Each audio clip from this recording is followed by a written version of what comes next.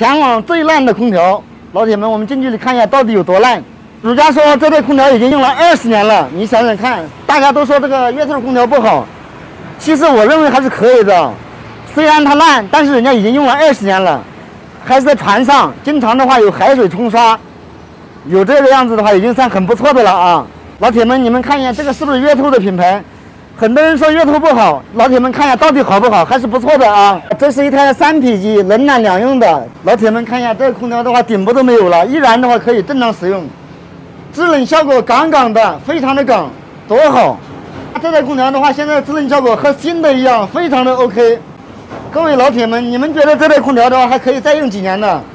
如果按它这个情况的话，状况的话，应该再用个3年5年的话是没问题的。老铁们，你们认为呢？这台空调的话这么烂，有没有人回收？有没有人回收？